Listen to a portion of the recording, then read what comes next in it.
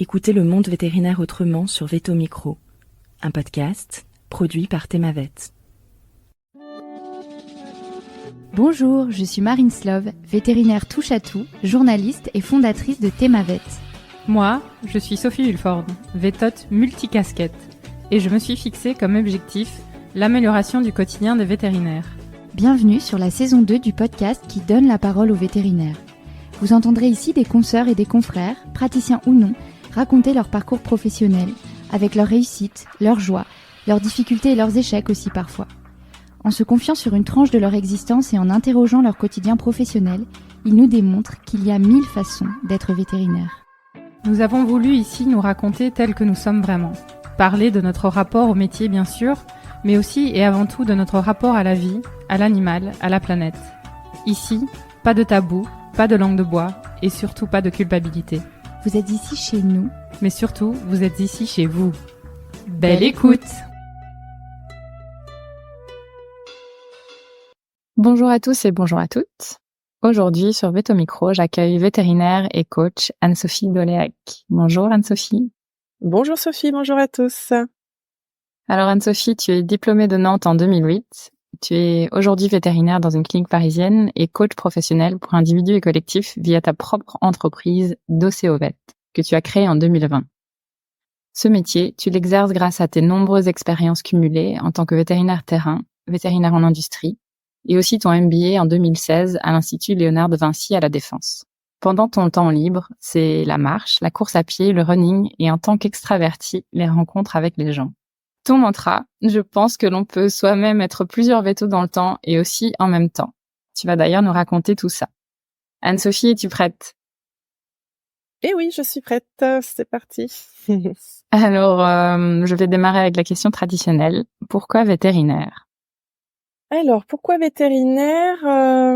C'est un choix, en tout cas une idée de métier qui m'est arrivée un petit peu sur le tard, je dirais au lycée. Du coup, c'est vrai que les échéances d'inscription, de se lancer dans les inscriptions en prépa, etc., étaient pas trop tardives. Sont venues quelques temps après, et je pense qu'à l'époque, c'était dans l'idée de guérir, soigner, réparer, un côté un petit peu technique qui m'attirait, puisque c'est vrai que j'avais un peu dans l'idée ou partir en médecine ou côté vétérinaire. Et c'est vrai que j'étais partie sur le côté vétérinaire en me disant il y aura plein d'espèces, ça va apporter de la diversité, encore plus de voilà, pour nourrir un peu déjà la curiosité à l'époque. Et du coup j'étais partie là-dessus, et voilà, mon chemin a démarré pour devenir vétérinaire, voilà, quelques années plus tard. Et quelle petite fille étais-tu alors pour avoir envie d'être vétérinaire?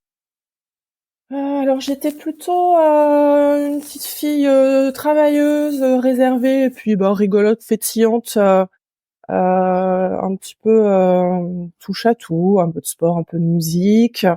Et c'est vrai que les premiers métiers étaient plutôt dans l'idée d'enseignement, peut-être parce que ma mère était enseignante dans le supérieur. Et puis on voit finalement ça me rattrape aussi à l'idée de transmettre. Donc c'est un petit peu au début parti de ça enfant, et puis le côté vétérinaire, je pense que c'est le fait de peut-être pouvoir être au contact avec la nature, la vie, la biologie, le vivant, quoi. Je pense que c'est ça qui m'a attirée aussi. C'est vrai qu'à l'époque, j'avais pas forcément d'idée d'être en contact avec les propriétaires, le côté relationnel qui me convient bien aujourd'hui, mais je pense que j'avais pas forcément une connaissance du métier, hein. Quand on est enfant, des fois on dit, surtout vétérinaire, le côté vocation. On peut avoir une imagination de ce qu'est le métier, donc je pense que oui, j'avais dans l'idée de soigner, réparer, c'était plus apporté. Et puis le fait d'avoir un métier qui est quand même concret, même si des fois les animaux guérissent pas aussi vite ou comme on l'imaginait, mais voilà, se dire on a une action qui peut être visible. Et c'est vraiment le côté multi-espèces du coup qui a fait pencher la balance par rapport à la médecine? Oui, il y a le côté multi-espèces, voilà, effectivement, on va toucher à encore plus de pathologies possibles, de soins possibles et je pense aussi, ce qui du coup penchait moins dans la balance de la médecine, le côté un peu identification ou, voilà, de dire, est-ce que je vais avoir, en seconde, première, la niaque de suivre des maladies graves, des choses comme ça, parce que côté émotif, sensible, et je sentais moins le fait de travailler sur des pathologies humaines. Voilà. Très bien. Je pense que du coup, ça m'a encore plus orientée vers les animaux. Comment se sont passées tes études alors? Alors, écoute, mes études se sont bien passées. C'est vrai que alors moi, je suis d'une époque où c'était un concours en une année que j'ai passé 2 fois et donc c'était un moment de prépa très intense où je me suis privée de quand même beaucoup de choses, de sorties, alors qu'on est quand même à des âges de jeunes, de liberté. Et moi, c'est vrai que je m'étais privée de beaucoup de choses pour réussir le concours. Et ensuite, du coup, je suis partie à Nantes. Et du coup, on retrouve un peu une liberté. Alors, faut prendre ses marques parce que moi, je venais de région parisienne, mais c'était vraiment un lieu super sympa avec des jeunes vétérinaires étudiants qui arrivaient de partout.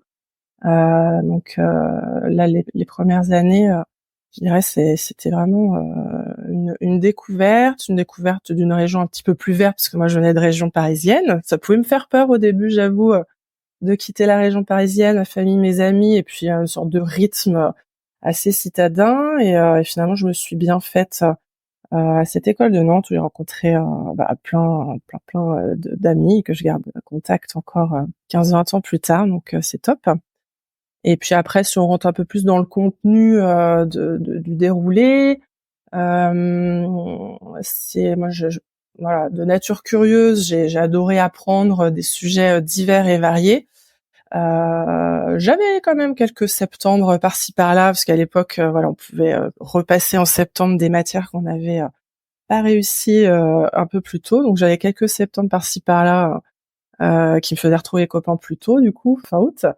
Et mais sans ça, voilà, ça se passait bien sur la découverte. Après, c'est vrai que les années passant, je me sentais pas forcément avec l'impression d'acquérir le métier ou de devenir une future professionnelle. Et je pense que vers la 4-5e année, ça a commencé un petit peu à me faire peur via les stages, de se dire: «Ah là là, finalement, est-ce que la réalité de la pratique canine», parce que c'était assez rapidement quand j'ai fait veto, au moment de mes choix en terminale, à prépa, etc., c'était souvent une vision du vétérinaire canin, comme 70% des vétérinaires, je crois, les chiffres de l'ordre. Voilà, je me disais, est-ce que ça va me convenir, tout en se disant, voilà, j'imaginais pas qu'il y avait 36 000 façons d'exercer, mais je commençais à me questionner un petit peu sur ma pratique à venir dans les entreprises vétérinaires, je t'avouerai. Il y a des éléments précis qui ne résonnaient pas chez toi ou qui te faisaient particulièrement peur? Alors, il y avait aussi des événements qui pouvaient aussi m'ouvrir les chakras et me dire: «Mais il y a autre chose que vétérinaire praticien». C'était par exemple, alors à l'époque ça s'appelait les rêves, donc on allait rencontrer des vétérinaires qui avaient d'autres métiers, pompiers, travaillant en zoo, et se dire: «Ah oui, en fait, franchement oui», ça doit être en 3e année que j'ai découvert qu'il y avait une facette incroyable, mille et une façons d'être vétérinaire, comme vous dites, et de se dire: «Ah oui, il y a mille et une façons de pratiquer, voire même on peut commencer d'une façon, commencer de l'autre». Et c'est d'ailleurs un conseil qui m'avait été donné à l'époque, de dire: «Bah écoute, comme on commence par de la pratique, c'est toujours une expérience valorisable, ça t'apprend plein de trucs et puis après tu verras, on a le temps en fait, hein, la carrière pro, on a le temps de la faire évoluer». Et puis donc ça c'est vrai que ça m'avait ouvert un peu les chakras. Et puis autre chose, je crois que j'avais pu prendre une option cours de communication, je ne saurais plus dire si c'est en 2, 3 ou 4e année. Et là aussi de se dire, et ça reste toujours des résonances, ou en tout cas des choses qui me motivent, se dire: mais la communication c'est la clé, hein, la communication avec nos clients, la communication entre nous, finalement, on peut faire du bon boulot. Si ça se sait pas, si on le dit pas bien, voilà. Donc j'avais vraiment commencé à toucher du doigt certaines thématiques, je dirais transversales, parce que maintenant c'est un peu comme ça que je me définis.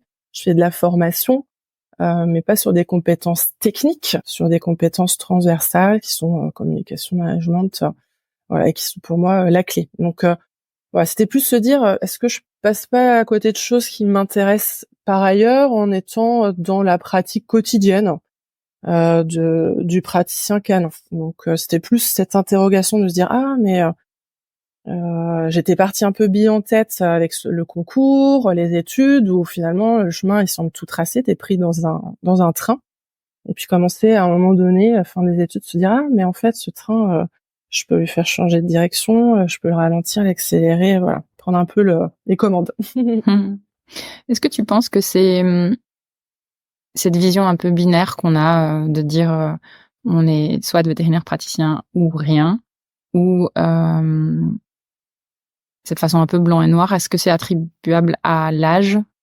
Est-ce que c'est propre aux personnes qui sont attirées par le métier de vétérinaire? Est-ce que c'est générationnel? Qu'est-ce que tu penses? Pour avoir discuté encore avec des jeunes, et tu vois, je retourne des fois dans mon ancien lycée, justement pour présenter les métiers vétérinaires, je pense qu'il y a une part propre. Alors, je vais commencer peut-être par le côté, on va dire sociétal, où on se dit, le vétérinaire, c'est le vétérinaire praticien, et puis, comme majoritairement ce sont des canins ou mixtes, voilà. Je pense qu'il y a quelque chose dans l'esprit des gens. Le vétérinaire et praticien, c'est sûr, c'est ceux qui sont majoritaires, donc qui sont plus connus.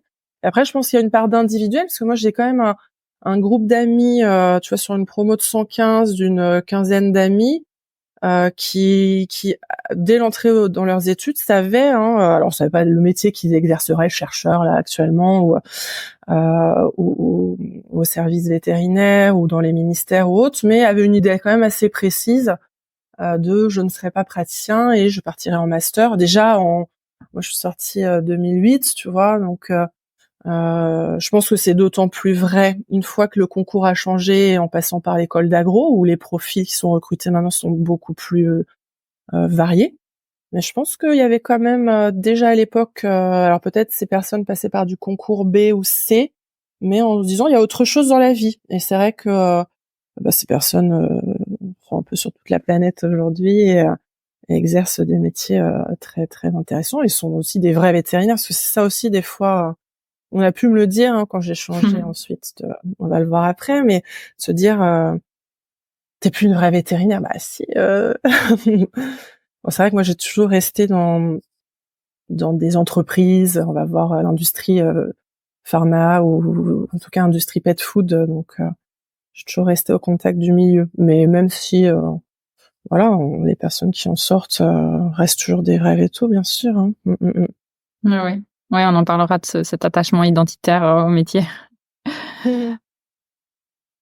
Du coup, avec ça en tête, le fait que tu te dis tu vas démarrer, t'as un peu le feeling de dire je sais pas si c'est pour moi ce métier de praticien, mais de te dire ok, peut-être que je devrais commencer par là. Tu te destines alors à un internat à Atlantia, c'est bien ça?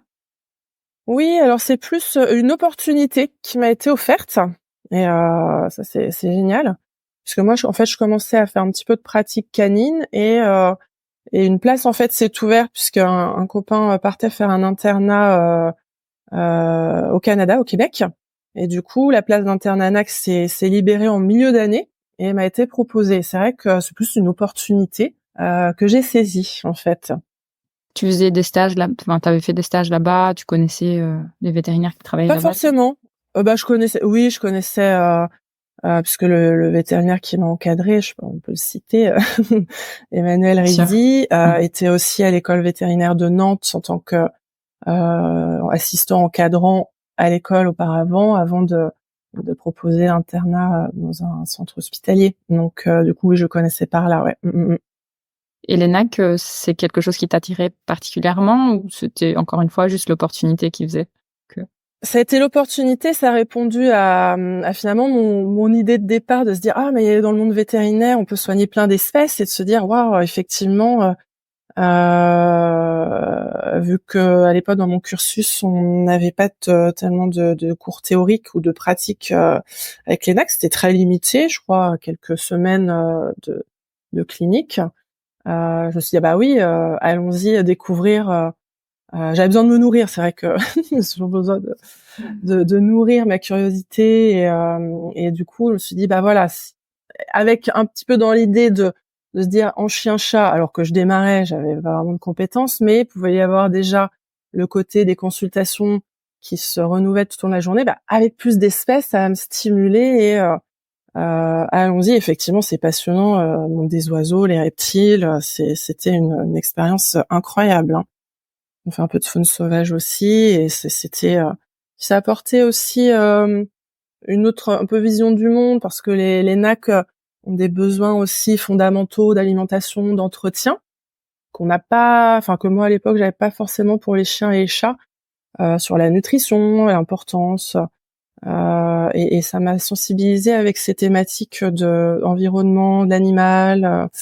Ça j'ai beaucoup aimé et je l'ai pratiqué du coup 4 ans par la suite avec une pratique mixte chien chat canine et puis NAC, parfois des périodes exclusives de pratique NAC avec des remplacements des premiers vétérinaires qui avaient des cliniques exclusives NAC, donc c'était aussi le début d'une époque. Est-ce que tu dirais que la pratique NAC, c'est, vu ta description, une médecine un peu plus intégrative? Bah à l'époque ça me semblait en tout cas, ouais. Et à l'époque on avait peut-être un petit peu moins un arsenal médical un peu plus limité. Je pense que ça a beaucoup évolué la médecine là, grâce aux praticiens. Mais effectivement il y avait une vision un petit peu plus globale. En tout cas ça m'a fait prendre conscience de ça, de se dire bah tiens après que j'apportais dans ma pratique canine aussi. Mmh. Donc, tu fais internat, assistanat, et puis tu Oui. pars sur le terrain en clinique parisienne. Comment ça se passe, toutes ces transitions à l'époque?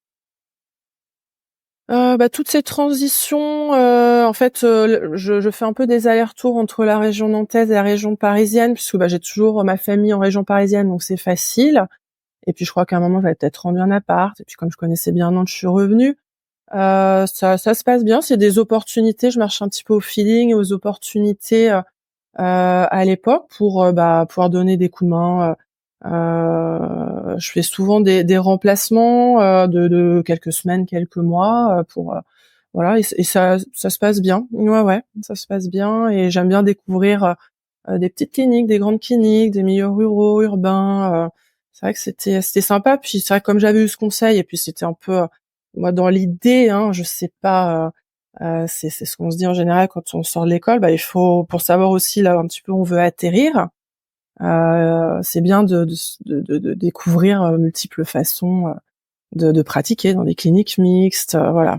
Parce que chaque clinique est différente, donc ça permet à soi de se dire bah tiens, qu'est-ce que j'ai envie de faire. Et qu'est-ce que j'ai pas envie aussi, parfois. Oui aussi, ouais, oui.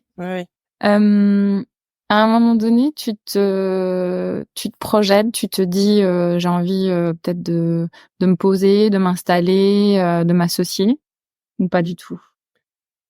Pas vraiment. C'est vrai qu'après 5 ans après être sortie de l'école, alors que je vois un peu tous les amis se poser, comme tu dis, en tout cas s'installer et rentrer dans un certain confort, moi je continue de me surstimuler, de tester. Et en tout cas, à un moment donné, je me dis mais c'est vrai que pourquoi moi j'ai pas envie de m'installer, me poser, rentrer dans une routine. Et c'est un peu à ce moment-là que je prends un peu du recul et je me dis mais en fait c'est parce que à ce moment-là j'ai peur de ronronner, de m'installer dans une seule clinique quoi. Et de faire un assistanat et de partir sur plusieurs années. C'est quelque chose qui me fait peur. De m'encrouter entre guillemets, voilà. En tout cas, c'est vraiment une sensation, hein. Et du coup, je me dis mais peut-être que c'est pas la solution de changer de structure, de changer d'espèce. Voilà, en fait, ça me nourrit pas alors que j'en faisais, pour tout te dire, j'avais plusieurs employeurs, je faisais jusqu'à 80-85 heures, des jours, des nuits, des week-ends.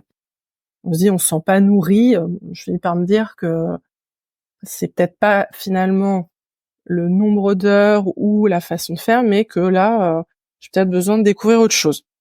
C'est vrai qu'il y a un peu un moment de rupture quand même, de se dire, oula, j'ai testé plein de trucs.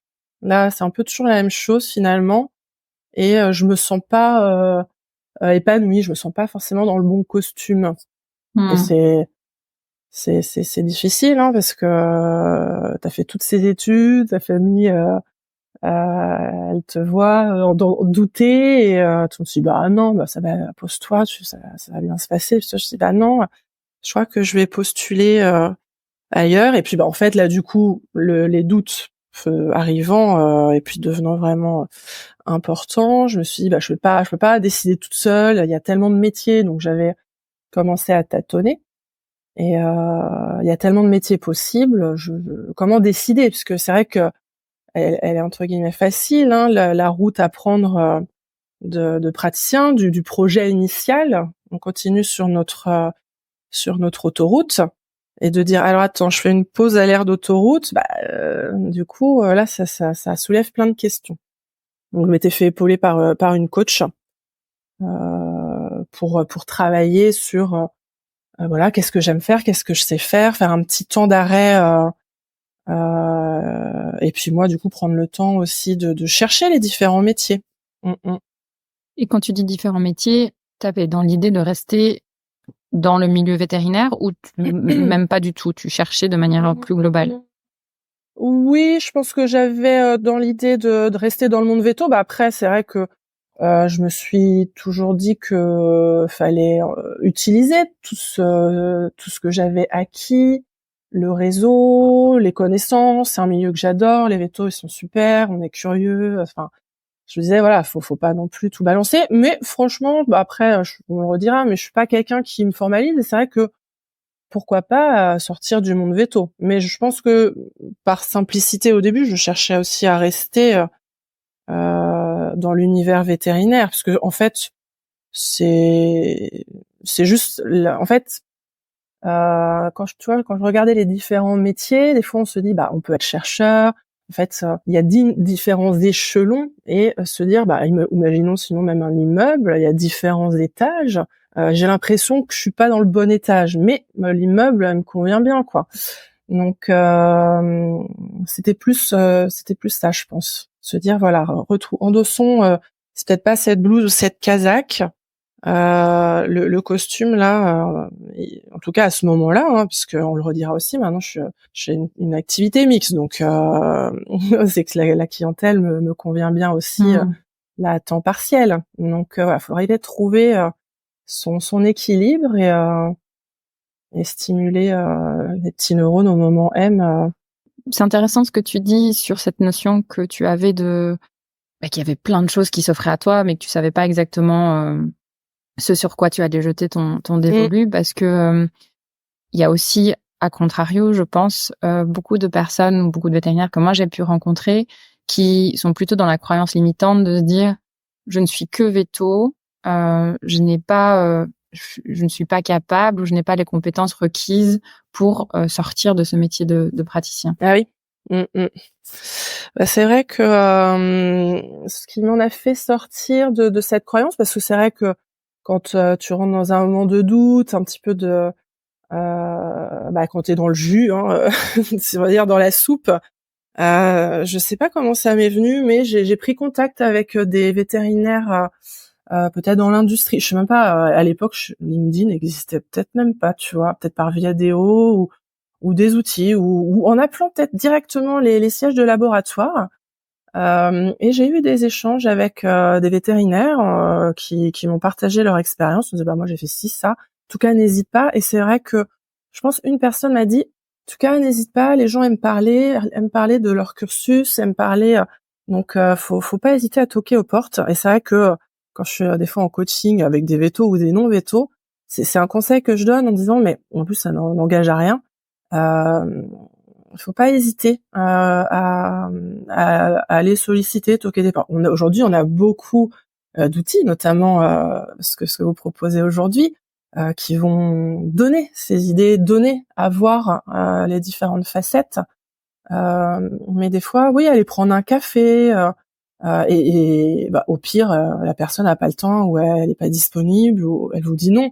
Mais c'est vrai que moi, ça m'a beaucoup appris de se dire, deuxième croyance limitante à faire sauter, c'est que je me souviens quand il y a question pour un champion grandes écoles, on y est. Donc ça veut dire qu'on sort d'une grande école, c'est pas anodin.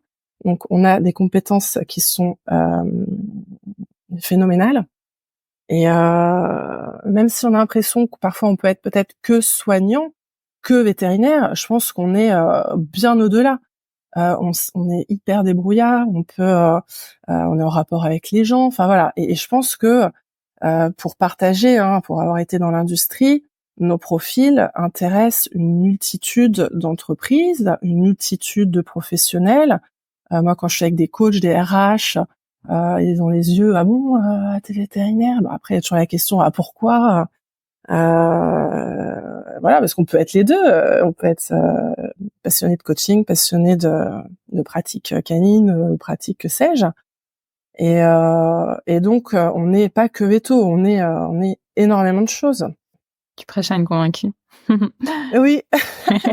Oui. Et c'est agréable justement de se parler, de voir que aussi on n'est pas tout seul à penser ça. Donc merci Sophie et merci Thémavette, parce que à des moments, oui, j'ai pu me sentir un peu seule, me dire non. Moi j'ai même bossé dans une boutique. J'ai vendu j'avais des connaissances, je sais pas, c'était chez Baccarat. J'ai fait de la vente quelque temps. Enfin, je veux dire, on est tout, on peut faire ce qu'on veut, quoi. Moi, après c'est mon mantra. Je pense que c'est pas toujours évident quand on a des doutes. Moi, j'ai déployé beaucoup d'énergie, mais notre diplôme, il nous ouvre toutes les portes. Complètement. Excellente transition d'ailleurs. Ah. Tu rentres chez Hills comme responsable commercial, finalement, et tu y restes 5 ans. Qu'est-ce que tu y apprends? Comment ça se passe là-bas? Alors, je dirais c'est également une opportunité de rentrer, puisque à l'époque, donc moi j'ai fait mon coaching.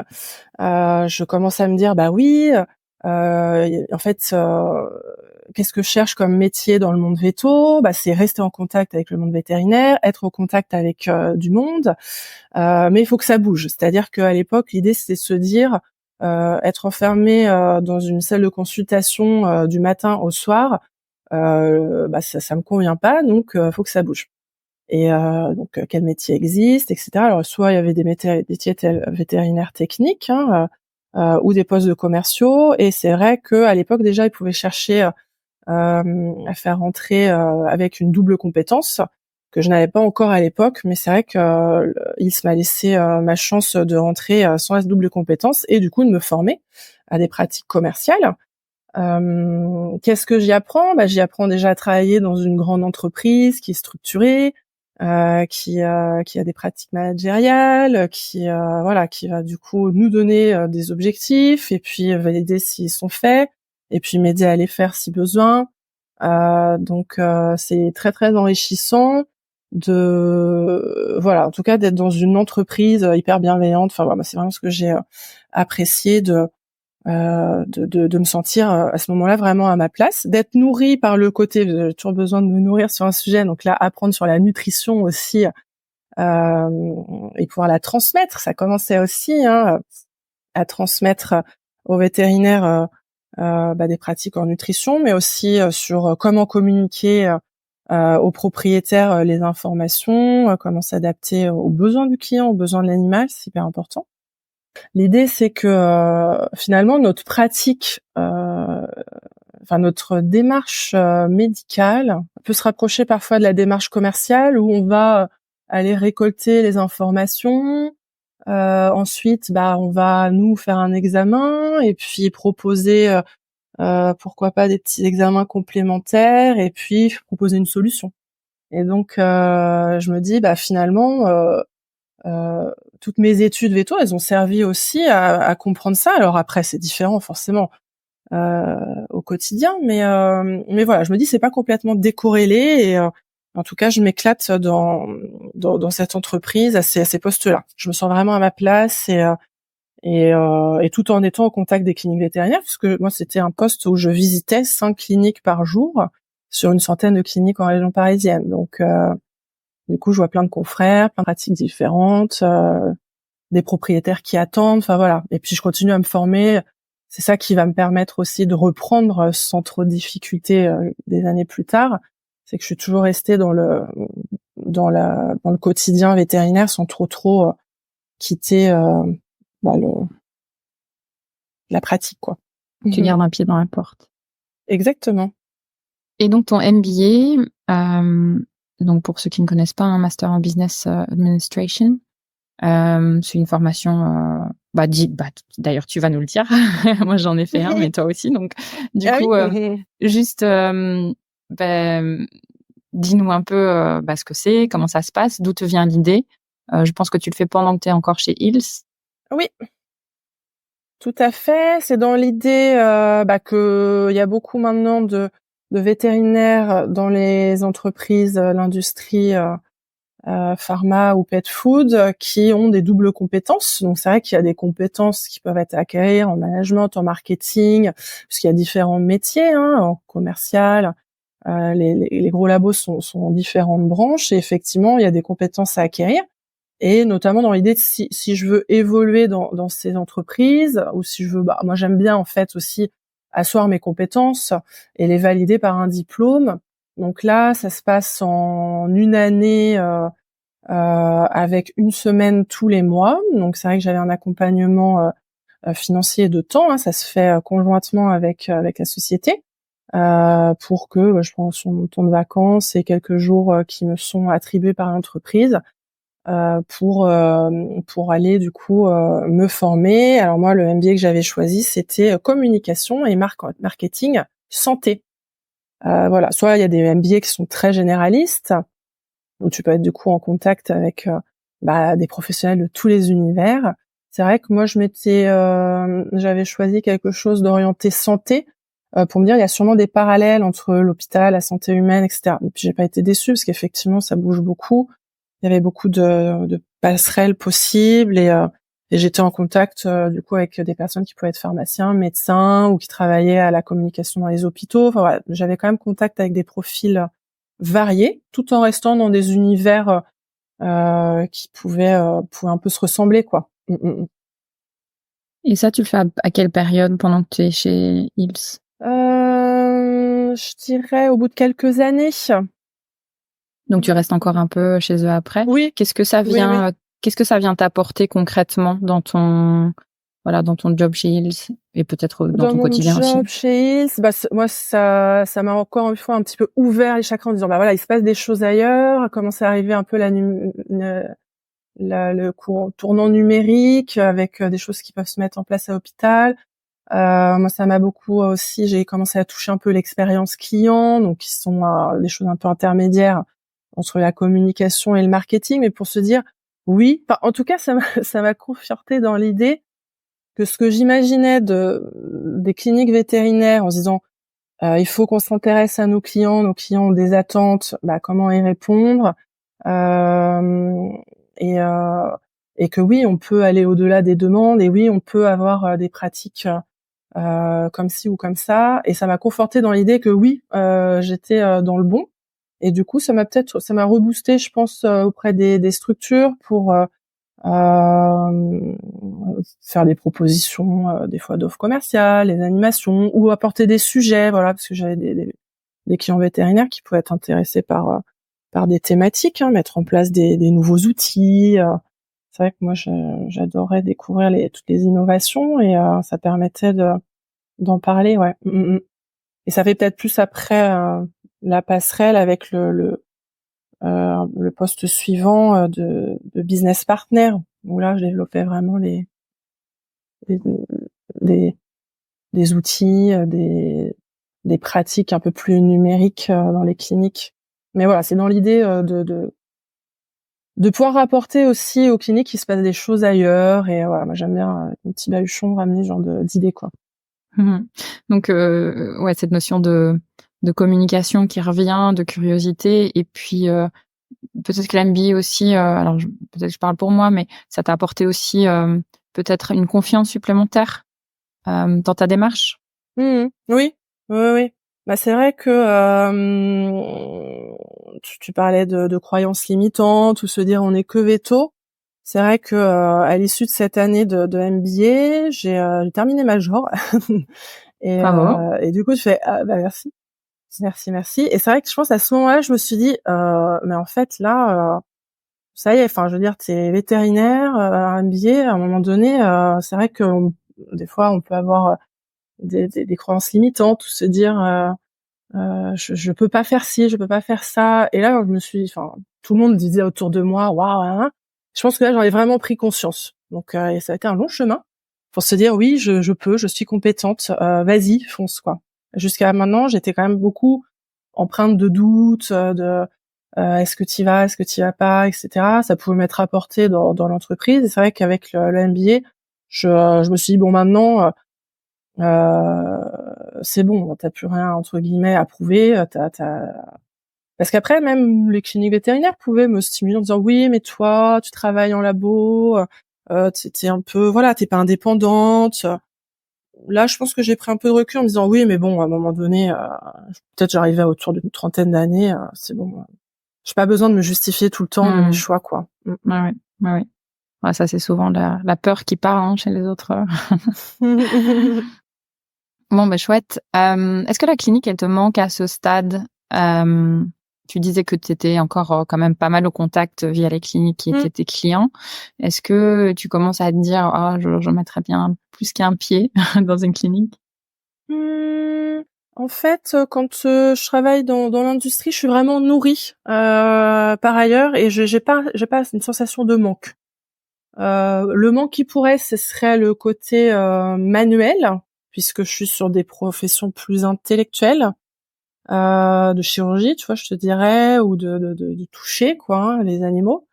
Mais sinon, non, le quotidien dans une clinique me manque pas spécialement à ce moment-là. Non, parce que je suis vraiment, j'ai plein de. Alors, j'essaie de pas partir dans tous les sens, hein, mais je suis beaucoup des congrès médecine, tu vois. Enfin, je fais. Donc, je suis vraiment nourrie par ailleurs. Et puis, bah, mes jobs sont très prenants aussi, hein. Donc. Et qu'est-ce qui te motive? Parce que en 2018, pardon, tu passes Ouais. chez MSD. Comment elle se passe la transition? T'en as un peu marre? C'est une opportunité encore une fois?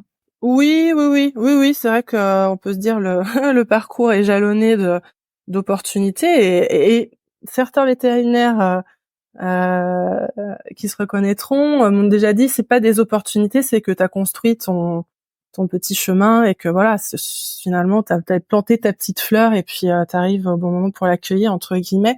Mais bon, c'est vrai que j'ai quand même eu voilà, je fonctionne pas mal à des opportunités où bah c'est vrai que au bout de je sais pas 5-6 ans sur le poste chez IS, il y a pas forcément de possibilités d'évoluer en interne. Et c'est vrai que moi j'ai l'impression au bout de 6 ans d'avoir fait le tour de ce métier. Et donc je me dis bah allons voir peut-être aussi. Je pense qu'il y avait aussi un peu une lumière, une bougie qui t'attire en disant est-ce que c'est pas différent dans la pharma? Est-ce que ce serait pas intéressant que je me fasse une expérience dans le monde de pharma parce que là j'étais en pet food. Donc effectivement, je rentre sur ce poste qui est en plus très transversal, très sympa et alors qui va m'amener beaucoup de déplacements et de dormir à l'hôtel, ce que je ne faisais pas avant, et qui finalement au bout d'un an, ça va être ça qui m'a aussi fait que je suis restée 1 an sur le poste de business partner à sillonner toute la région du Nord pour aider les cliniques à développer potentiellement des plans de santé, leurs pratiques pet-friendly, leur communication, leur page Facebook, choses comme ça. C'était très transversal. D'accord, donc toi tu vas dans les cliniques, tu discutes avec eux, tu identifies leurs besoins spécifiques et puis tu les accompagnes sur ces besoins. Ouais, la mise en place, on peut faire des formations, des soirées. MSD sont très axés là-dessus, je pense, de manière Oui. générale. Ouais. Ouais, c'est les leaders, ouais. Quelle perspective sur le monde du travail te donnent ces deux entreprises en termes de méthode de management, gestion du RH, toutes ces choses? La perspective, c'est qu'effectivement, une entreprise, c'est multifacette et que c'est très important de prendre en considération et de gérer ces différentes facettes et que ça fonctionne bien mieux. Alors c'est vrai qu'on est sur des très grandes échelles, hein, donc c'est obligé que ces entreprises soient structurées, mais la perspective, c'est de se dire que ça devrait être la même chose même dans des petites entités. Donc ça me permet moi d'identifier des leviers, des actions, des choses, en tout cas de me conforter que ce que j'imaginais dans les plus petites entreprises, de se dire j'étais un peu laissée comme ça sans objectif dans une structure, on est là, c'est ce que je dis souvent maintenant dans mes formations ou dans des visioconférences sur la motivation ou autre, on est tous là pour soigner les animaux, c'est ça qui nous motive individuellement le matin. Mais il faut avoir quelque chose de collectif qui nous réunit, parce que sinon on peut travailler n'importe où. Donc pourquoi je travaille dans cette structure? Ça m'avait manqué, donner le sens, je pense, dans mes premières expériences professionnelles, et de me dire voilà, effectivement, quand il y a ça motive, ça donne envie. Et avec toujours dans l'idée de transmettre, j'avais toujours en fil rouge que je reviendrais accompagner au sens large les structures en ayant moi le bagage et l'assise et la confiance en moi pour apporter tout ça. Quand je le dis, ça fait un peu prétentieux même. Ah, pas du tout. Non, mais je suis pas comme ça, mais je me dis voilà, d'apporter une vision, un éclairage, de se dire quand j'ai fait mon MBA, je me suis vraiment dit waouh, pourquoi on m'a pas enseigné tout ça, ou au moins la moitié de ces choses, et j'ai pris conscience que j'aurais vécu mon métier bien différemment et que j'aurais été beaucoup mieux outillée. Donc je pense que c'est pas du tout prétentieux, c'est juste dire que tu as des compétences supplémentaires et que tu as envie de partager. Au contraire, c'est plutôt c'est plutôt généreux. Oui, je pense. oui. Donc c'est un peu le rôle de business partner qui te met la puce à l'oreille, et puis cette idée de manque à gagner qu'ont les cliniques vétérinaires à leur apporter voilà ce que tu sais. Il y a un moment vraiment de rupture. Tu parlais des déplacements qui étaient compliqués. Ça faisait combien de temps que tu te projetais sur potentiellement ce métier de coach? Un jour se lancer en indépendant, je pense que c'était c'est en toile de fond, hein, comme je te disais, quand j'avais, je pense, fait à l'école mes premières petites formations, j'avais 2 heures de cours de com en disant mais c'est trop ça que j'ai envie d'apprendre et de transmettre ces outils. Mais après j'ai toujours été dans le côté raisonnable et forme-toi, sois compétente quoi, pour pouvoir transmettre aux autres, il faut se sentir soi-même à l'aise. Et donc c'est vrai qu'après même le MBA où quand même je me disais là j'ai une expérience, mais voilà, se lancer en indépendante c'est autre chose, faut du réseau, faut être qu'on toque à ta porte ou que toi tu toques à des portes. Et puis j'avais toujours l'idée, comme je te dis, voilà, est-ce que je suis pas passée dans la pharma, et puis finalement il se trouve que la structuration des entreprises pet food et pharmaceutiques, ça pouvait se rapprocher, même si la pharma est beaucoup plus encadrée avec la pharmacovigilance, les lois anti-cadeaux, etc. Donc il y avait juste un petit peu ça de différent, mais sinon c'était structuré pareil. Et du coup après un an d'expérience, je me suis dit, je crois qu'à un moment faut se lancer quoi, hein. Sinon on n'ira jamais quoi, hein. Mais voilà, avec toujours quand même le doute comme la première reconversion, de se dire on ouvre une porte où il y a plein de possibilités, on sait pas où on va, donc ça fait toujours peur. Et peut-être une notion que tu t'écartes encore un petit peu plus de ce métier praticien, ou pas du tout? Alors c'est pas une question qui se pose, parce que je le vois pas comme ça, et puis pourquoi pas quoi. Non, l'idée c'est de moi me faire plaisir aussi. Je pense que quand voilà, t'as une double compétence, que tu commences à savoir ce que tu aimes faire, ce que tu sais faire. Après, voilà, je pense que c'est un peu un luxe que je m'offre. C'est le fait de faire ce que j'aime dans mon travail au quotidien. Donc là, du coup, se dire que on a la chance, et c'est pareil, s'il y a des personnes qui des fois s'interrogent, on peut diminuer, lever un peu le pied et passer de 4 à 3 à 2 à 1 jour par semaine. Donc pas prendre de risques financiers, par exemple. Donc moi, je sais que si un jour j'ai besoin, comme j'ai la confiance, et puis j'ai un réseau d'amis qui me dit mais tu refais un stage, tu viens et c'est reparti.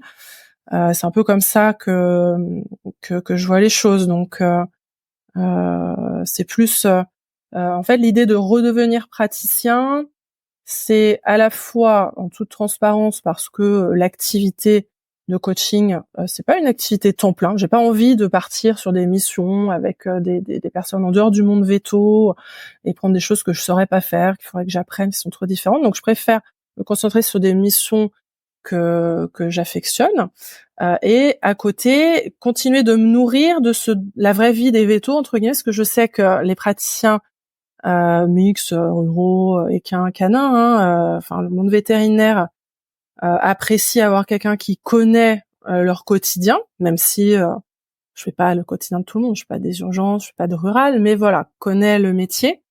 Comme ce qui m'intéresse aussi, c'est les attentes des propriétaires, je les suis en contact avec eux tous les jours. Et puis ça me nourrit aussi d'être au contact des animaux et puis de rechercher voilà, une démarche médicale, même si j'ai choisi du coup une pratique où je suis toujours avec d'autres collègues parce que je peux avoir des doutes et que ça me rassure d'être dans une équipe. Voilà, j'ai vraiment choisi une clinique qui me correspond à ce jour. Donc c'était toujours une évidence pour toi que tu ferais, quand tu as commencé à te former en coaching, que tu ferais moitié-moitié. Ça voilà, en tout cas c'était une hypothèse de se dire je pense que c'est important, intéressant d'avoir ce mix. Ouais. Ça après je dis pas que je le ferai toujours ou après je fonctionne un peu sans barrière, donc mais je trouve intéressant d'avoir ce mix là, ouais. Et comment est-ce que tu te formes en coaching alors? Alors du coup ça tombe on va dire en 2020, j'ai commencé alors j'étais en contact avec des coachs, j'avais fait un coaching moi-même en 2013, je suis en contact avec des coachs dans le monde veto aussi, et c'est se dire que parfois quand on accompagne les structures, au début c'est ça, il y a des fois des choses plus profondes, des choses qui sont pas dites, et effectivement je sens le besoin de se former sur des outils, des pratiques, une écoute pour pouvoir que les gens soient en confiance et puissent livrer finalement le problème, et puis qu'on puisse travailler sur les thématiques de mieux travailler ensemble. Et là c'est pareil, pour choisir une école de coaching, il y a beaucoup de possibilités. Donc j'ai fait des portes ouvertes, j'ai questionné différentes personnes. J'avais commencé aussi à faire des formations sur des thématiques comme la PNL, choses comme ça. Et du coup, j'ai trouvé une école sur Paris qui propose une formation qu'ils appellent intégrative, c'est-à-dire qu'on va aller piocher un peu dans différents courants, parce que ça, le coaching, il peut être un peu imprégné de différents courants, voire des courants un peu thérapeutiques, des courants d'accompagnement, donc qui sont analyse transactionnelle, systémique, PNL, voire même de la psychodynamique, je crois, c'est dérivé un peu de la psychanalyse. Enfin, voilà, on va toucher un petit peu à tout, une approche humaniste avec Carl Rogers, etc. Et du coup, là, c'est une formation qui se passe en une dizaine de mois, quelques jours par mois, avec du travail entre deux, travail en collectif, pour petit à petit prendre une nouvelle posture. Où là aussi, je me dis finalement, entre la démarche en pratique, la démarche commerciale, la démarche en coaching, le canevas est pas toujours très différent. On va aller questionner les gens sur leurs besoins, et puis on va creuser, et puis alors avec le coaching, c'est les personnes qui vont apporter leurs propres solutions, hein, c'est un peu différent, mais au final, la trame se déroule un petit peu comme ça.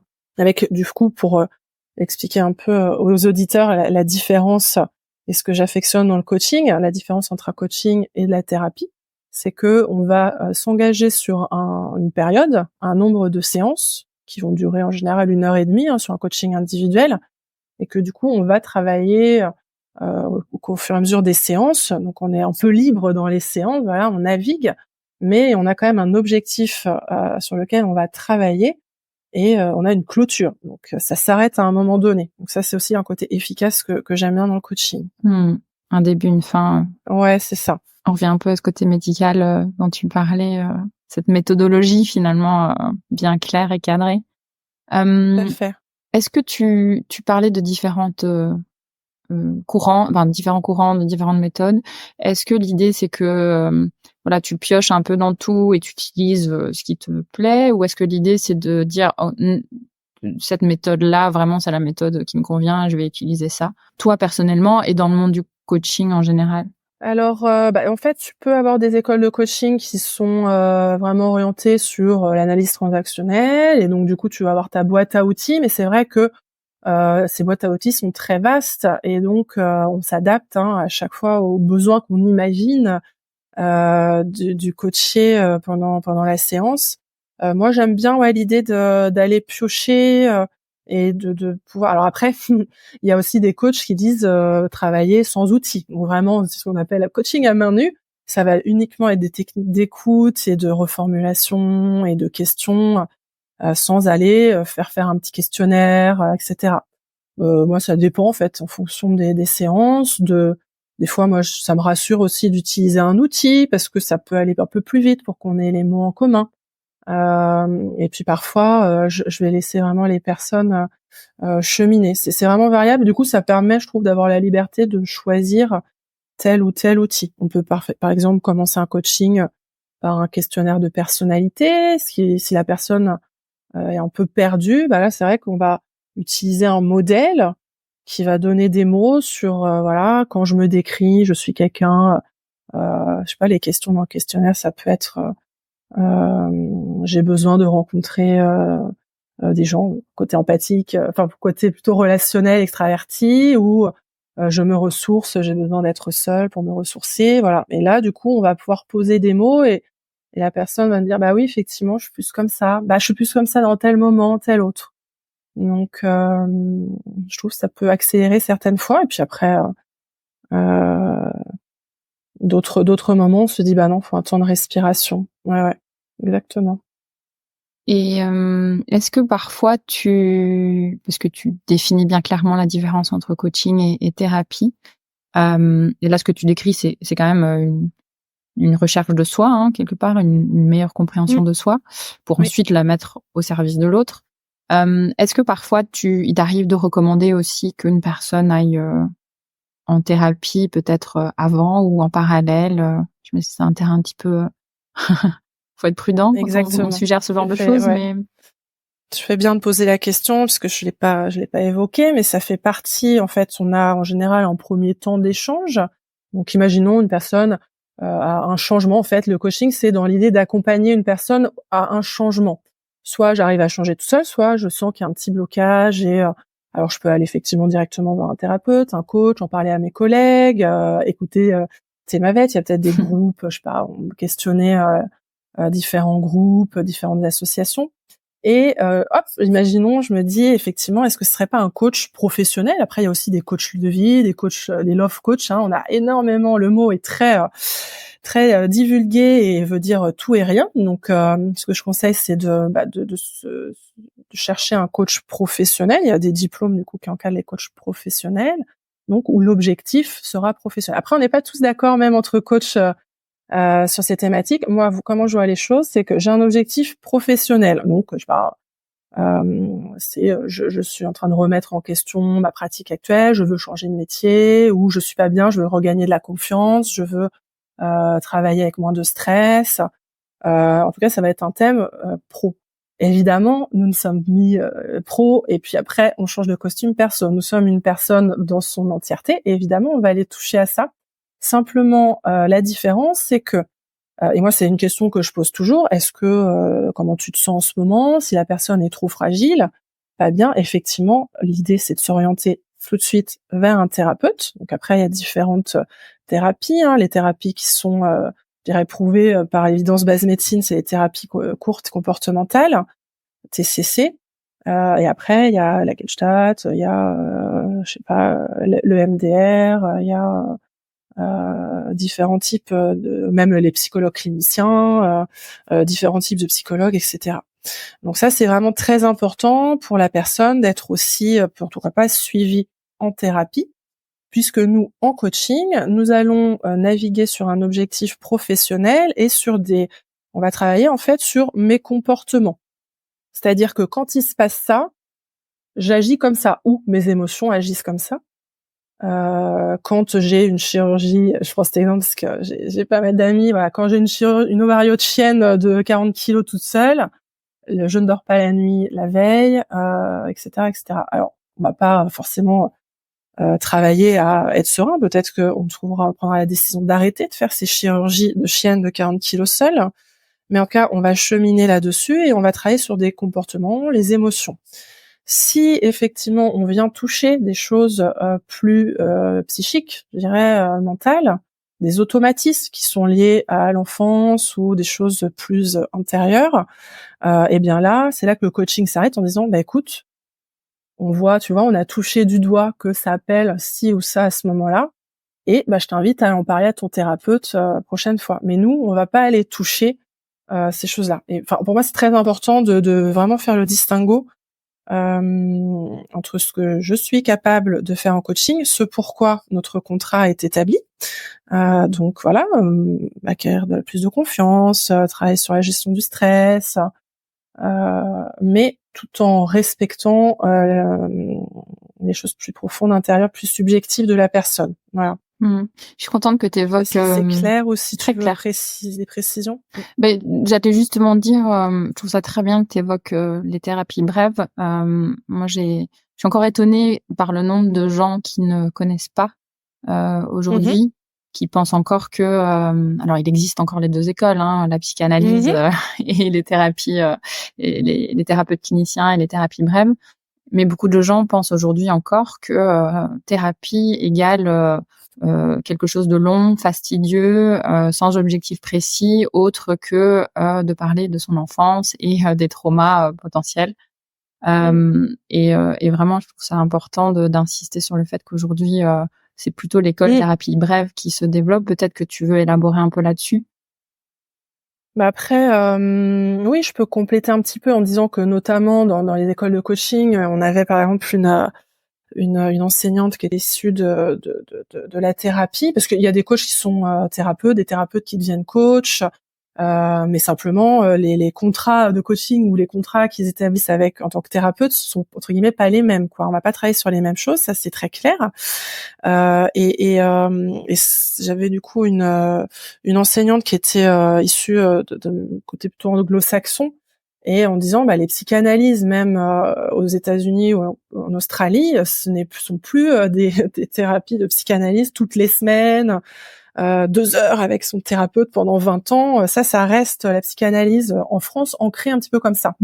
La psychanalyse a beaucoup évolué peut-être sur les 20-30 années. Alors je sais pas, je connais pas particulièrement ce courant, mais qu'il y a différentes façons de le pratiquer. Mais effectivement, pour nous, peut-être comme on a cette idée de la thérapie, que il faut être vraiment pas bien au fond du trou, ou non, c'est vrai qu'on peut être bien dans sa peau, mais trouver que c'est pas normal d'aller travailler avec la boule au ventre et de se dire bah tiens, effectivement, je vais travailler quelques mois dessus. Ça nous apportera ce que ça nous apportera en thérapie du coup. Mais effectivement, il y a des méthodes techniques rapides, bref, pour travailler sur des thèmes très particuliers. Et puis, par ailleurs, si on veut travailler en thérapie des années, ça ne s'arrête jamais. On est d'accord qu'on peut grandir, et ça, c'est vraiment un choix personnel. Par contre, voilà, vraiment faire le distinguo quand on se forme au coaching, c'est s'engager par un code de déontologie, d'ailleurs, de pas aller toucher. Alors après, la frontière, elle est pas toujours facile, puisque ça appelle beaucoup de choses. Les séances de coaching peuvent être très intenses.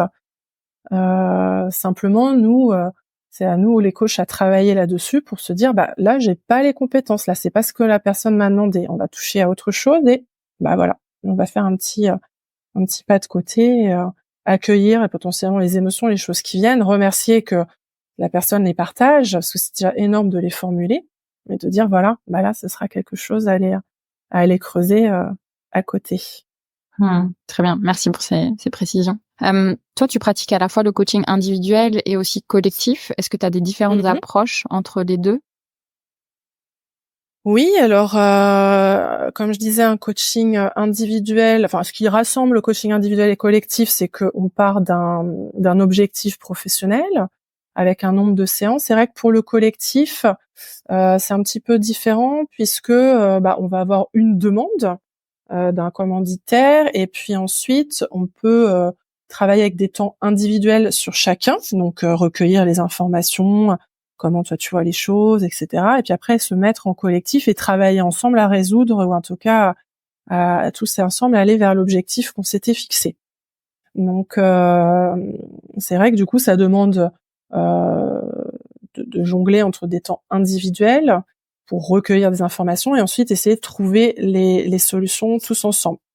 Après, il y a différents types de coaching d'équipe, je dirais, et j'ai participé à des assises dans le monde du coaching la semaine dernière, en se disant que le coaching d'équipe est pas très connu d'ailleurs, et on est parfois un peu plus sur de la facilitation, donc on va faire des ateliers, on va faire des ateliers de post-it, des choses qui vont nous rassembler, et on pourrait aussi avoir du coaching d'équipe à main nue, où moi j'assisterais par exemple dans la clinique à des fonctionnements de réunion et de dire comment ça se fait que là il y a qu'une seule personne qui prend la parole, que les autres sont en retrait, et que voilà, et aller décortiquer le fonctionnement de cette équipe pour être un peu plus fonctionnel, mieux organisé, voilà, trouver on va dire des pistes de solutions sur telle ou telle thématique. C'est ça qui va différer.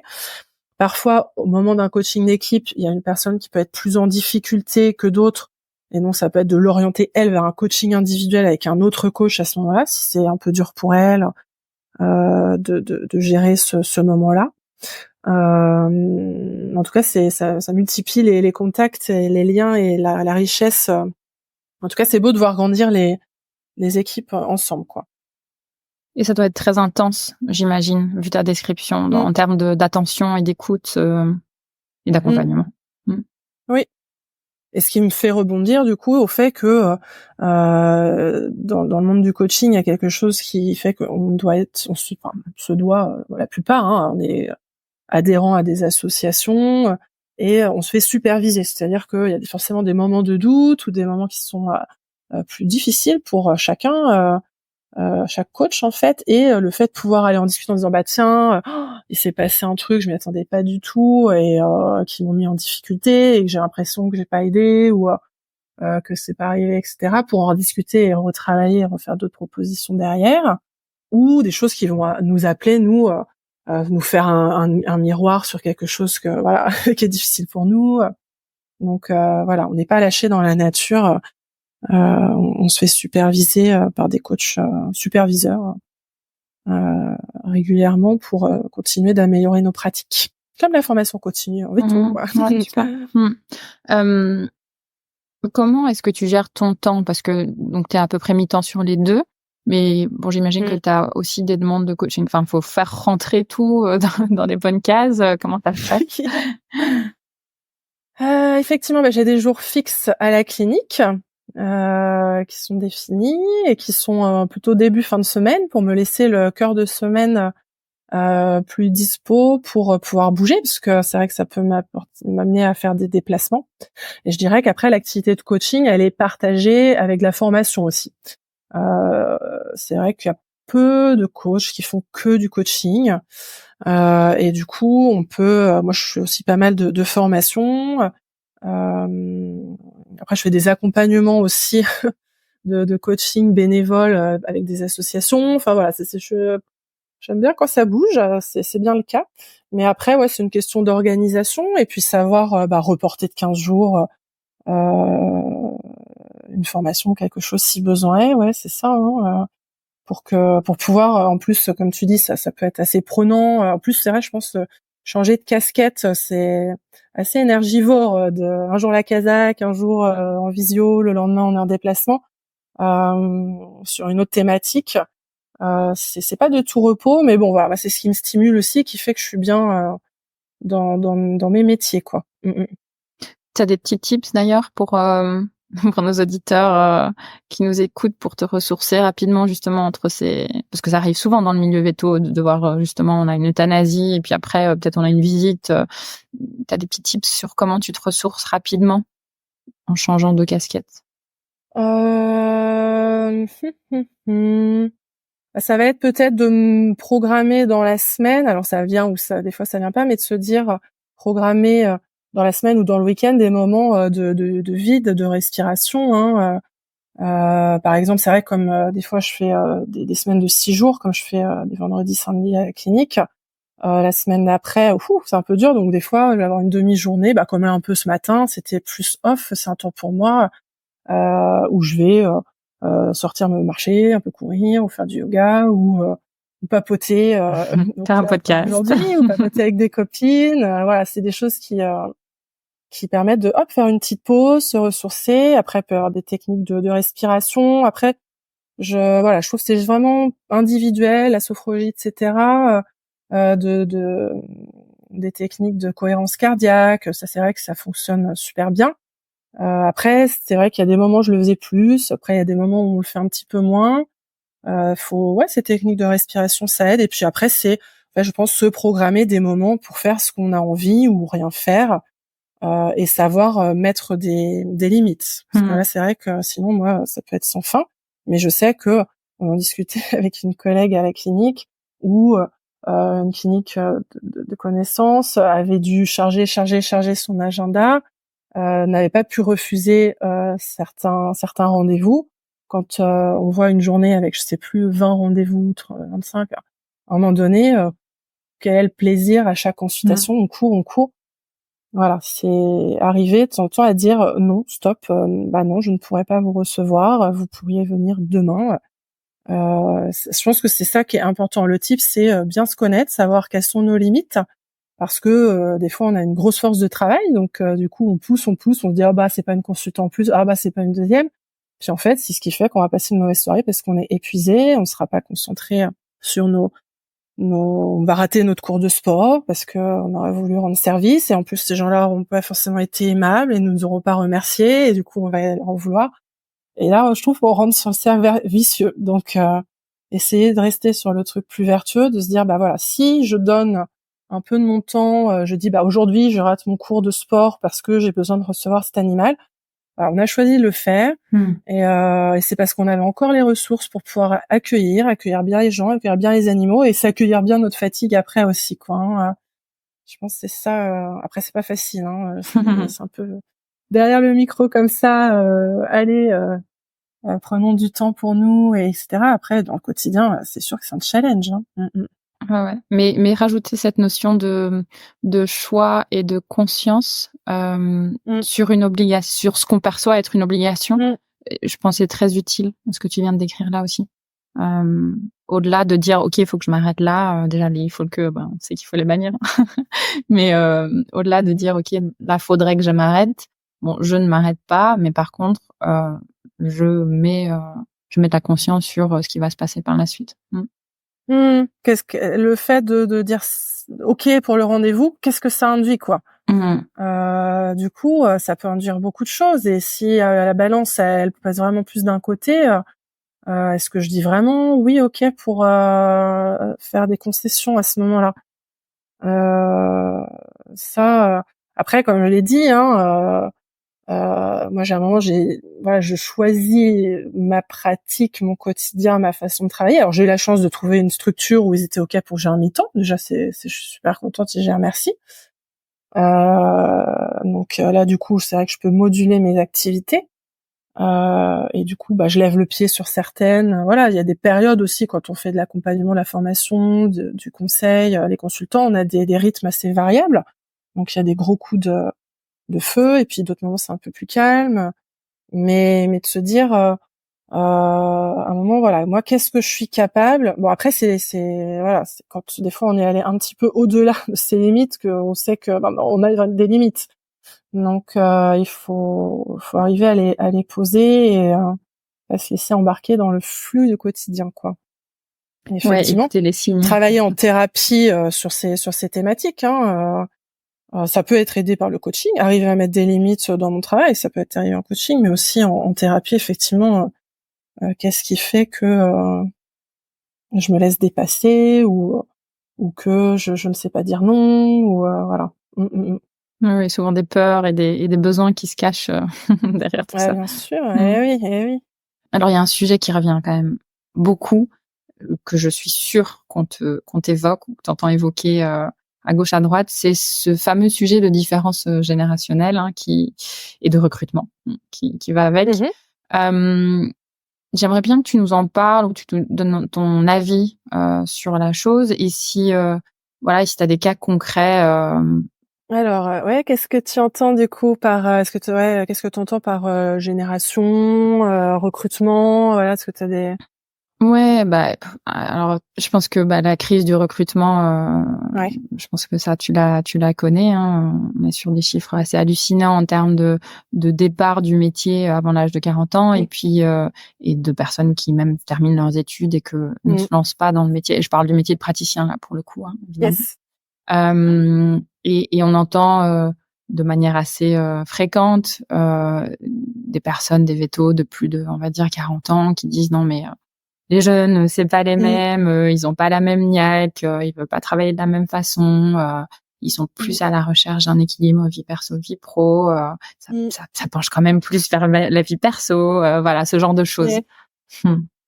Exactement. Ouais, c'est effectivement des éléments qui peuvent revenir ou même tu vois sur une formation managériale enfin sur les fondamentaux du management de la semaine dernière sur voilà comment manager les jeunes avec des managers qui peuvent avoir de l'écart ou même de la même génération que les jeunes, tu vois. Mais c'est vrai qu'on s'interroge de cette façon. Alors oui, ce que je peux partager aussi, c'est que cette notion est partagée par toutes les professions, parce que je suis en contact avec beaucoup de coachs RH, de milieux très différents même dans l'informatique. Donc la difficulté à recruter et l'impression de décalage entre les attentes des jeunes générations et les attentes que pouvaient avoir les vétérinaires avant, ça c'est des choses qui sont perçues dans d'autres milieux. Après moi, j'entends, hein, effectivement, on a une crise de recrutement parce qu'on n'a pas assez de jeunes, et certains effectivement peuvent avoir envie de pratiquer différemment. Donc après, ce que j'ai envie de dire, c'est que faut pas voir les choses que sous ce prisme, parce que sinon on met une case, une étiquette en disant cette personne, je recrute un jeune, on va jamais pouvoir travailler ensemble. Je pense que c'est pas vrai. Il y a toujours eu des écarts. Simplement, effectivement, est-ce que les jeunes vont pas plus faire entendre la façon dont ils ont envie de travailler, ce qui est acceptable pour eux, pas acceptable? Et des fois, on peut se dire finalement, est-ce que si on devait voir un côté positif, le fait que les jeunes formulent ce qu'ils attendent, ça fait gagner du temps plutôt que d'avoir quelqu'un qui va prendre un job, pas être bien, et puis le quitter, on sait pas trop. Voilà. Donc, si on veut construire quelque chose ensemble, au moins les cartes sont sur la table et si ça convient pas, ça convient pas. Et si ça convient, tant mieux quoi. Donc, effectivement, c'est des choses qui reviennent très souvent. Deux, il faut aller un petit peu au-delà et se dire comment on va arriver à travailler ensemble. Après, sur le recrutement, c'est vrai que pour l'instant, s'il n'y a pas assez de ressources, c'est comme je te dis le cas dans de nombreuses entreprises, dans de très nombreux domaines. L'idée, c'est un peu facile aussi de le dire, mais pas prendre personnellement le fait de n'a pas avoir été choisi, parce que à l'heure actuelle, les gens qui cherchent du travail ont plein de propositions, alors que la clinique qui est à recherche de ressources, elle va avoir 1 ou 2 CV dans les bons les bons cas. Donc c'est voilà, soi-même déployer des outils pour pouvoir avoir des recrutements efficaces, être sur potentiellement les bons réseaux, avoir bien se connaître. On avait travaillé à la VAC là-dessus en disant voilà, bien se connaître, savoir ce qu'on propose pour soi-même, être clair, donner une vision et voilà, pouvoir être choisi et trouver des candidats qui ressemblent à qui on est. Je pense que d'ailleurs, ouais, ça me fait faire un lien que j'avais pas forcément fait avant, mais se dire oui, les jeunes, etc. En fait, on est sur des notions de valeur. Si on se considère que notre clinique travaille sur, je sais pas, une activité mixte et qu'on recrute un vétérinaire mixte, bah, au niveau des compétences techniques, cette personne saura faire son job. Et là où on a besoin de se retrouver, et là où on a des fois l'impression d'un décalage, ça va être sur les valeurs. Et dans ce cas-là, bah, nous, en tant que structure, ou en tant que plus senior, ou en tant que vétérinaire plus mature, peut-être savoir mieux qu'est-ce qui nous motive, qui on est, qu'est-ce qu'on propose, des choses, et c'est concret, hein, parce que c'est vrai que vous allez me dire, ouais, elle est gentille, à travailler sur cette stratégie, les valeurs, la mission. Il y a beaucoup d'entreprises où on regarde sur leur site internet, les missions, c'est l'excellence et ceci, cela, et puis en fait, la bienveillance, et puis après, au quotidien, on se fait malmener quand on bosse dans cette boîte. Donc non, faut vraiment que ce soit ensuite des valeurs qui soient concrètes. Donc je sais pas, la bienveillance, ça va être, on fait des réunions pour partager en binôme ou en équipe tous les mois pour partager les choses qui vont bien dans la structure, plus un temps pour partager des choses qu'on a envie de construire. Enfin voilà, il faut que ce soit des choses vraiment concrètes. Et ça se développe, hein, je vois de plus en plus de structures qui travaillent sur ces notions, qui les déploient bien, qui mettent des choses en place. Et de l'autre côté, avoir des candidats aussi qui se connaissent bien pour savoir, voilà, je vais dans une structure, je sais à quoi m'en tenir, voilà ce que je peux amener, voilà ce que je peux recevoir.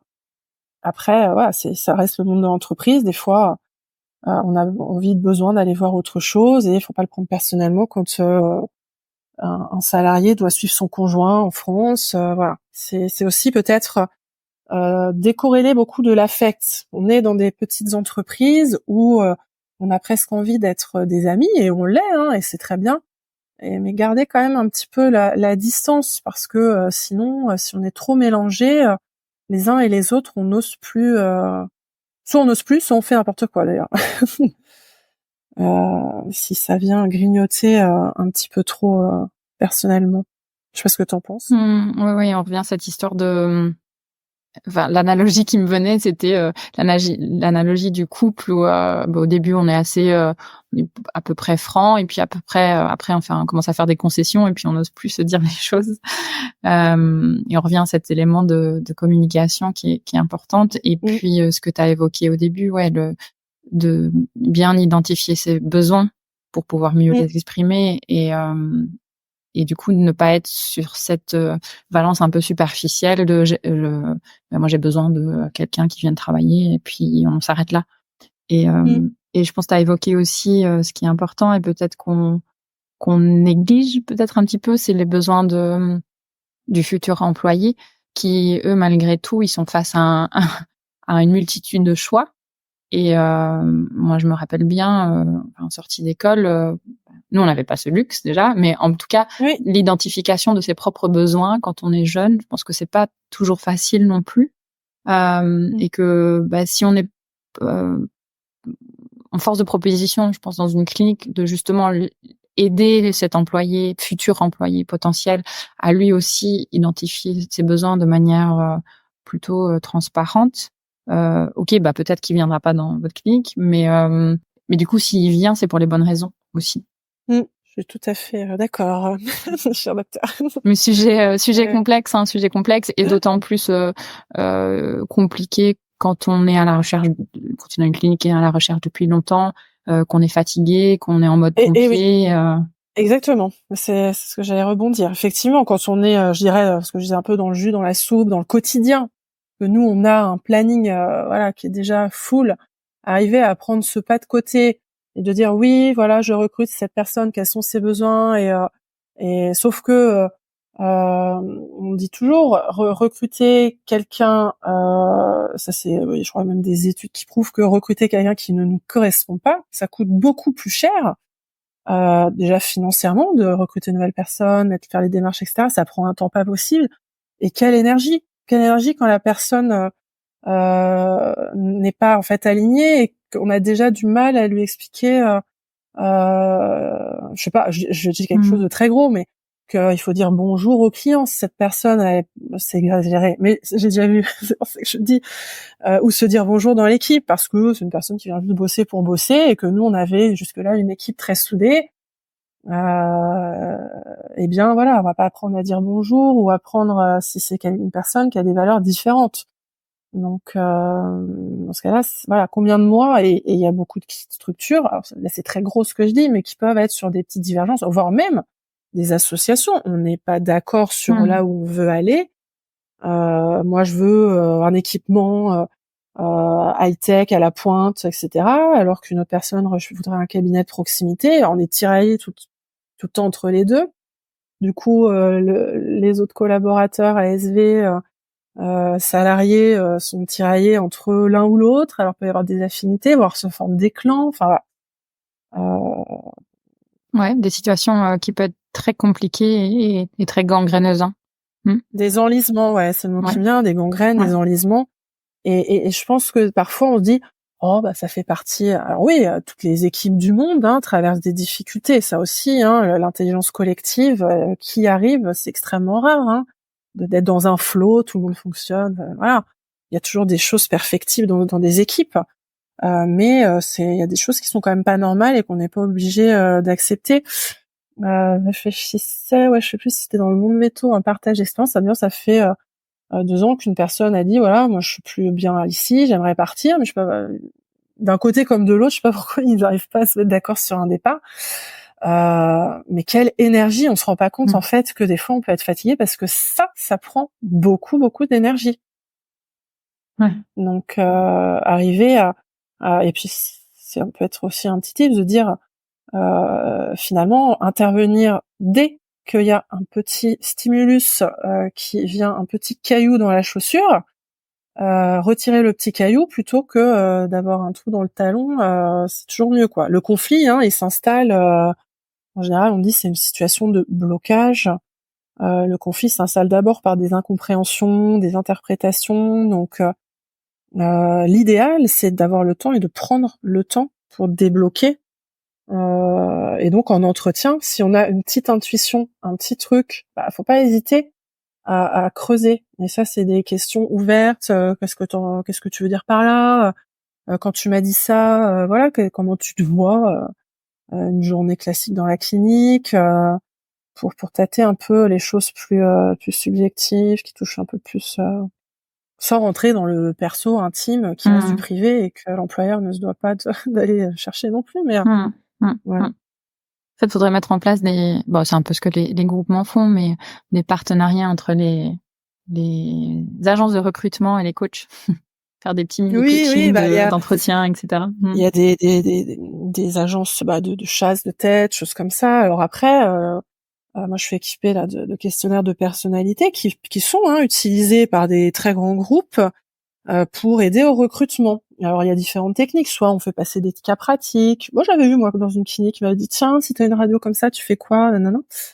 J'avais trouvé ça un peu assez original, mais on était que sur le technique. C'est vrai que si on peut aller un peu sur d'autres thématiques, alors je dis questionnaire de personnalité, mais des fois rien qu'écouter son intuition et en fait là se dire ouais mais j'ai eu qu'un CV et cette personne dès demain elle peut faire des consultations, donc sinon j'ai personne d'autre et on est en sous-effectif. Après voilà, faut savoir qu'on a recruté une personne, est-ce qu'on fait pas dans ce cas un CDD ou est-ce que je sais pas, voilà, faut savoir en tout cas que c'est pas en adéquation 100% quoi. C'est ça, mettre en place des garde-fous par rapport à ce choix. Bien valider que la personne qu'on recrute a compris que oui, il y aurait des gardes et qu'elle a dit qu'elle était pas pour les gardes, mais oui, on a dans le poste qu'elle accepte quoi aussi. Ouais. Je sais pas, je pense ça quand même, mais qu'on soit bien d'accord sur le cadre initial. Communication. Il n'y en a jamais trop. Il n'y en a jamais trop. Non, ça c'est clair. Est-ce que je vais peut-être te prendre un peu de cours avec cette question. Est-ce que tu aurais un partage d'expérience en tant que coach positif du coup, de voilà une clinique ou même en individuel, un cas concret d'accompagnement, un départ et une arrivée. Donc pour vraiment illustrer comment ça, enfin l'impact du coaching quoi. Oui. Alors, je vais prendre peut-être l'exemple d'un. Alors c'est pas vraiment un coaching, mais en tout cas c'est un accompagnement collectif.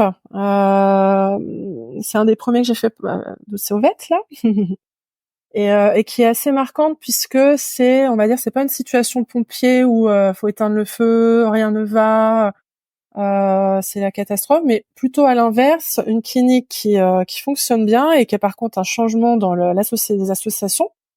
Et qui souhaite mettre en place une démarche positive pour se projeter dans les années qui viennent et être sûr de garantir qu'on va bien travailler ensemble, que chacun va trouver sa place parce qu'il y a un noyau de 3 associés qui restent et on rentre une 4e associée nouvellement. On va dire, pour parler de génération, c'est des personnes qui sont à peu près de la même génération, quoique peut-être entre 25 et 40 ans peut-être.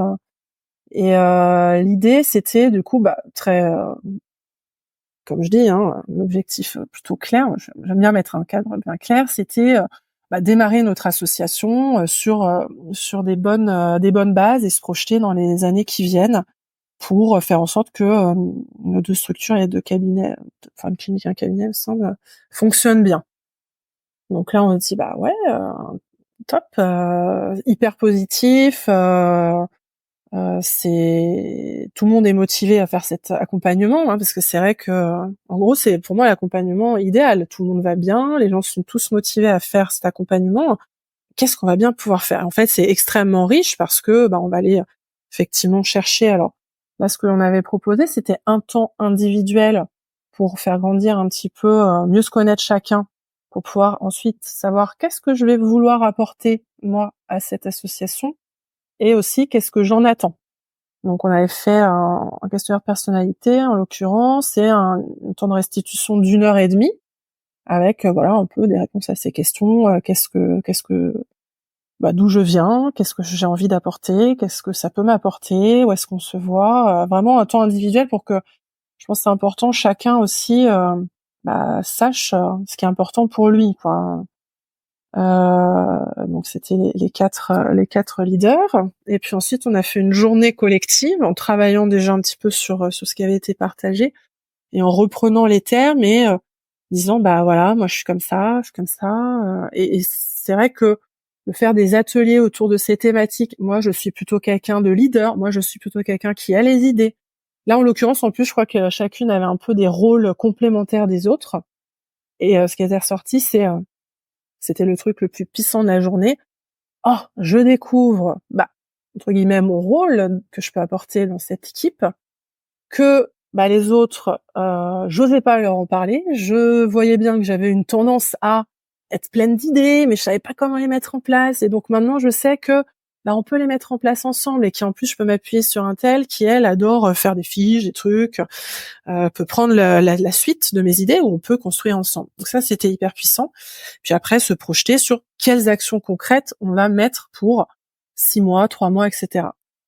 Donc, je pense que ça les avait bien lancés. On avait refait un petit temps quelques mois après. Après, il me semble que on n'avait pas reprogrammé de temps à 6 mois, 1 an. Je pense que c'est aussi se reprogrammer des rendez-vous. Si j'avais quelque chose qui pourrait être perfectible, c'est se dire se suivre vraiment dans 6 mois, 1 an, sans faire une journée entière, mais rejalonner de petits objectifs régulièrement, ce serait encore mieux.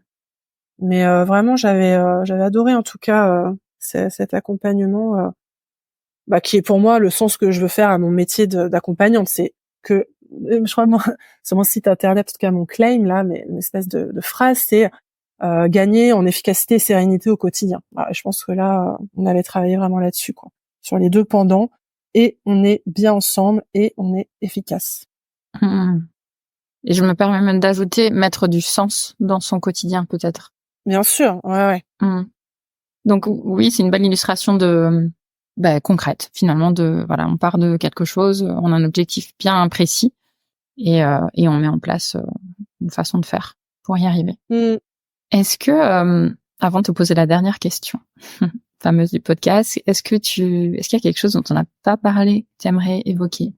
On n'a pas parlé peut-être des différents outils pour se mettre en lien les uns les autres, et ça me permet déjà de vous remercier de notamment faire ces liens et de pas hésiter à toquer à des portes quand on a des moments de doute on a une profession, on est une petite profession, donc toquer à les portes à des anciens copains de promo ou voilà. Ça, je pense que l'idée comme on est petit, que on a une profession avec du stress, potentiellement des contraintes, c'est ce qui ressort et là on a vu, je dirais, le côté moi j'aime beaucoup la mise en action, etc. Après, comme on dit, il faut des temps de respiration.